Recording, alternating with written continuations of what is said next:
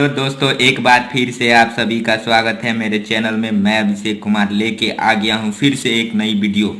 तो चलिए वीडियो शुरू करते हैं। वीडियो शुरू करने से पहले मैं आपको बता दूं कि आप सभी ने अब तक मेरे चैनल को सब्सक्राइब नहीं किया है तो प्लीज़ मेरे चैनल को सब्सक्राइब करें, क्योंकि मैं ऐसी वीडियो लाता रहूँगा। दोस्तों, आपको सर्वागमता यानी कॉन्ग्रुएंसी में सहूलियत हो, इसके लिए पहले हम आपको त्रिभुज के बारे में बताएंगे। त्रिभुज का प्रकार बताएंगे, किस आधार पर त्रिभुज के कितने प्रकार होते हैं, त्रिभुज कहते किसे हैं। तो चलिए शुरू करते हैं। दोस्तों, त्रिभुज उसे कहते हैं जो तीन भुजाओं से बंद हो, आकृति हो, मतलब तीन भुजाओं से बंद आकृति को त्रिभुज कहते हैं।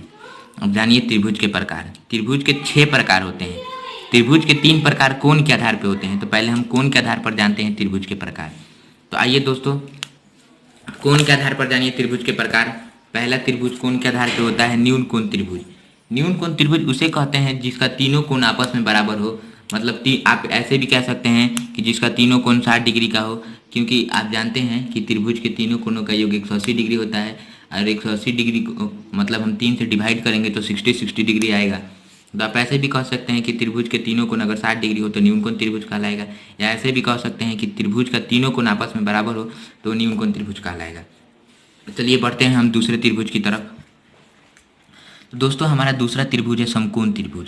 समकोण त्रिभुज उसे कहते हैं जिस त्रिभुज में उसका एक कोण 90 डिग्री का होता है। मतलब त्रिभुज कोई सा भी हो, मतलब मेरे कहने का मतलब ये है त्रिभुज कैसा भी हो, मतलब त्रिभुज का एक जो कोण होगा वो 90 डिग्री का होना चाहिए। अब ये कोण हो, चाहे ये कोण हो, चाहे ये कोण हो, तीनों में से एक कोण 90 डिग्री का होना चाहिए, वो समकोण त्रिभुज कहलाएगा।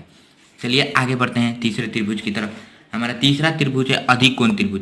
अधिक कोण त्रिभुज उसे कहते हैं जिसमें एक कोण 90 डिग्री से ज़्यादा होता है।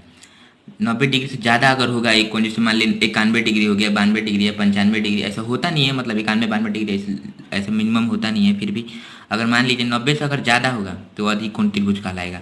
यहाँ 120 डिग्री है, 90 से ज़्यादा है, इसलिए अधिक कोण है।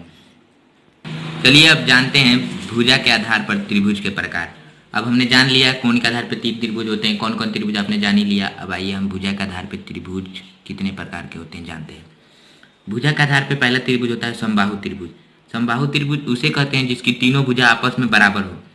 आपने कभी हिंदी में पढ़ा होगा, पर्यायवाची या शब्दार्थ पढ़ा होगा, तो आपने देखा होगा कि सम मतलब बराबर होता है, बाहु मतलब भुजा होता है। त्रिभुज का मतलब तो पता ही है, त्रिभुज होता है।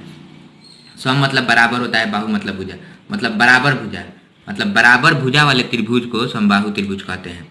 आप ऐसे भी इसे तोड़ के समझ सकते हैं, मतलब आसानी होगी इसे समझने में आपको कि समबाहु बराबर भुजा वाले त्रिभुज को समबाहु त्रिभुज कहते हैं। सम मतलब बराबर होता है, बाहु मतलब भुजा होता है, पता ही है।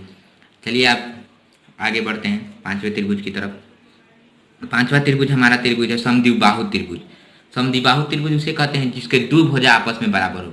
जैसे यहाँ पे 2 भुजा आपस में बराबर है तो समबाहु त्रिभुज उसे कहते हैं।